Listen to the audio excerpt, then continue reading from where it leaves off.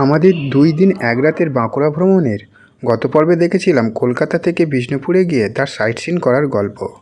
আজ আমরা দেখে নেব বিষ্ণুপুর থেকে জয়চণ্ডী পাহাড় এবং বরন্তী লেক দেখার গল্প। সুতরাং দেখতে থাকুন আর আমার সঙ্গে থাকুন।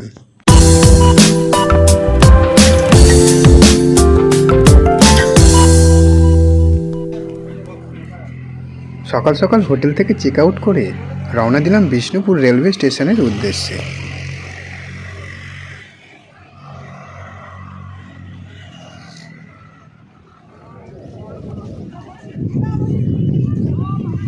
বিষ্ণুপুর থেকে আদ্রা জংশন যাওয়ার জন্য মাথাপিছু 35 টাকা করে টিকিট কেটে উঠে পড়লাম হাতিয়াগামী লোকাল ট্রেনে। বিষ্ণুপুর থেকে আদ্রা জংশনের দূরত্ব 83 কিলোমিটার, আর এই পথ অতিক্রান্ত করতে সময় লাগে 2 ঘন্টা 10 মিনিট।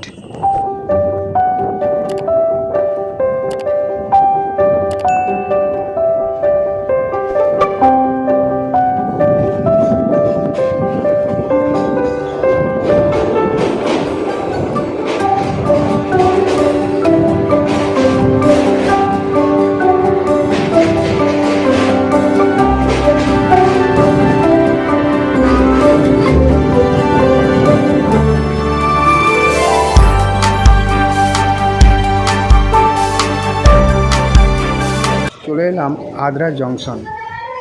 এখান থেকে আমরা জয়চণ্ডী পাহাড় এবং বরন্তী লেক দেখতে যাব। আপনারা যারা বিষ্ণুপুর থেকে জয়চণ্ডী পাহাড় এবং বরন্তী লেক দেখতে চান, বিষ্ণুপুর স্টেশন থেকে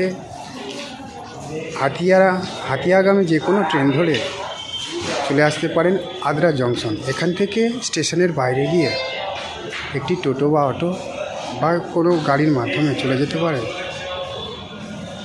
বরন্তী লেক বা জয়চণ্ডী পাহাড়ে।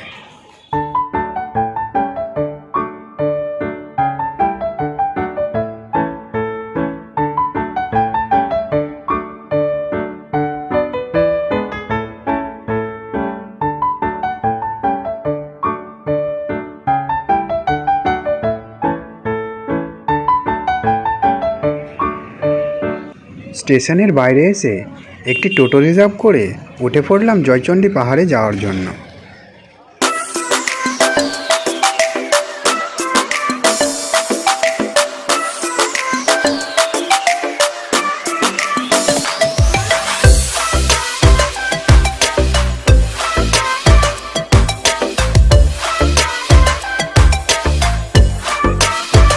রঘুনাথপুরে অবস্থিত এই জয়চণ্ডী পাহাড়ের একেবারে ওপরে রয়েছে চণ্ডীমাতার মন্দির।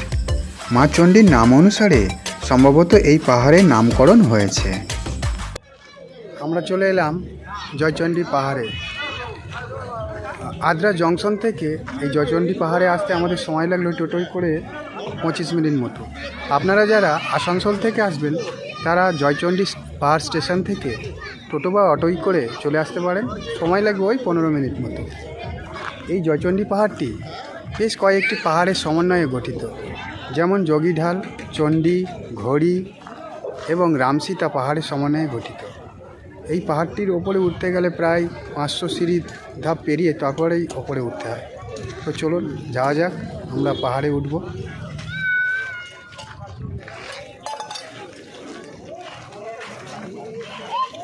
যাবেন নাকি? যাবো আগে ভাতটা খাই। এখানে বেশ কিছু খাবারের দোকান রয়েছে, চাইলে আপনারা এখানে এসে দুপুরের আহার করে নিতে পারেন।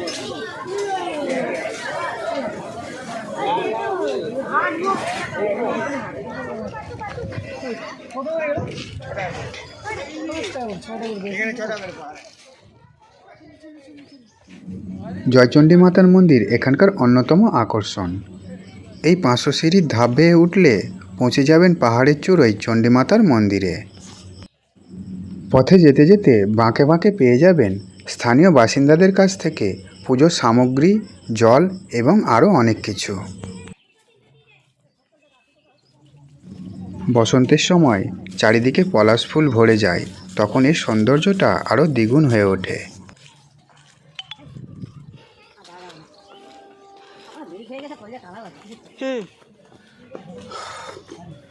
বেশ অনেকটা কষ্ট হচ্ছে। হ্যাঁ, 500, পুরো 500 টাকা সিঁড়ি।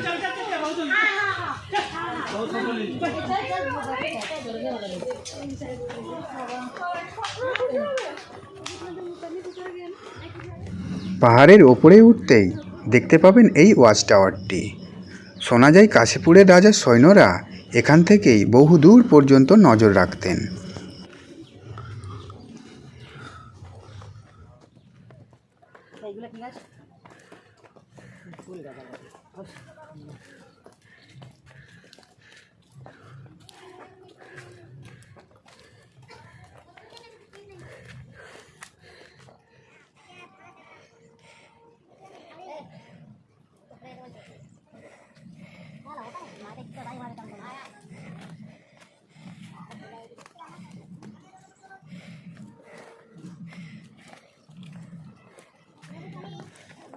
পাঁচশো সিঁড়ির ধাপ পেরিয়ে এই জয়চণ্ডী পাহাড়ের মাথায় উঠতে শীতকালে প্রায় ঘাম বেরিয়ে গেল। যাই হোক, এই জয়চণ্ডী পাহাড়ে বাংলা চলচ্চিত্রে সত্যজিৎ রায়ের হীরক রাজার দেশের শুটিং এখানেই হয়েছিল। আর এই পাহাড়ের ওপর থেকেই আপনারা এই চারপাশের পরিবেশটা বা চারপাশের গ্রাম অঞ্চলটি সুন্দরভাবে পাখির চোখে দেখতে পাবেন। একবার দেখিয়ে দিচ্ছি।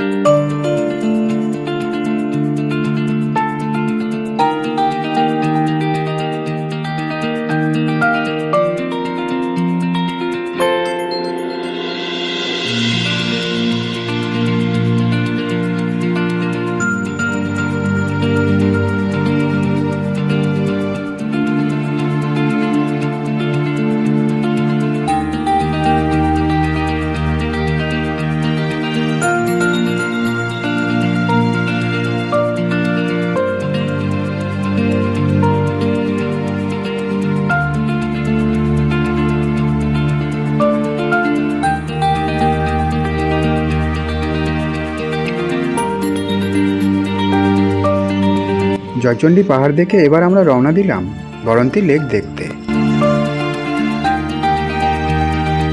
জয়চণ্ডী পাহাড় স্টেশন থেকে মাথাপিছু 10 টাকা করে টিকিট কেটে উঠে পড়লাম ট্রেনে।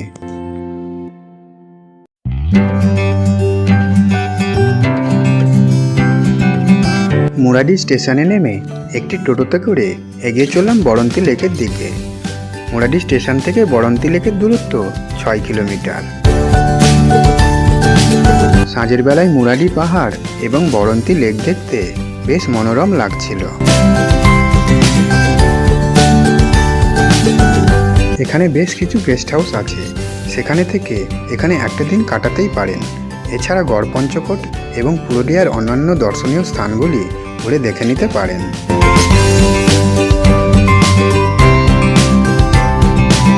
সর্বশেষে আপনাদের কাছে একান্ত অনুরোধ, যদি ভিডিওটি ভালো লেগে থাকে তাহলে চ্যানেলটিকে সাবস্ক্রাইব করবেন, লাইক করবেন, শেয়ার করবেন আর আপনার মূল্যবান মতামত জানাতে ভুলবেন না যেন। ধন্যবাদ, ভালো থাকবেন।